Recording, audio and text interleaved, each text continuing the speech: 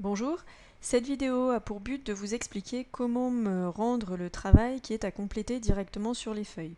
Donc, je vous ai envoyé cette semaine deux documents, l'activité 2 et la fiche sur les critères de divisibilité qui est ouverte ici.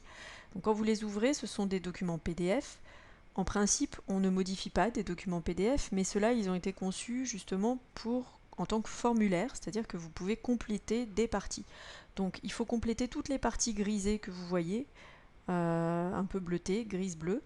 Donc par exemple, vous cliquez simplement sur la zone où vous voulez aller et vous écrivez votre nom. Donc moi c'est Fenois, hop, vous mettez votre prénom et ensuite vous allez pouvoir faire ce qui est proposé ici. Donc vous avez à chaque fois le critère de divisibilité que vous travaillez qui est détaillé, hein, la règle vous est redonnée, c'est la règle qui figure dans la leçon.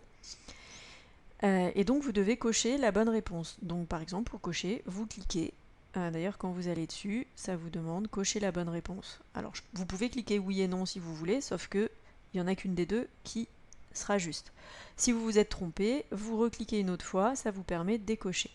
Et ensuite, avec votre souris toujours, vous cliquez dans justification et vous pouvez ici inscrire votre justification. Vous pouvez effacer, vous pouvez revenir.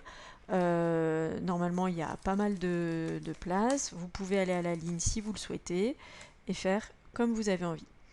Une fois que vous avez terminé ceci, ça par contre, laissez peut-être le justification, hein, c'est pas important si vous l'effacez, c'est pas grave, de toute façon vous pouvez écrire dans ce cadre toutes les parties que je ne voulais pas que vous touchiez, normalement vous ne pouvez pas y toucher.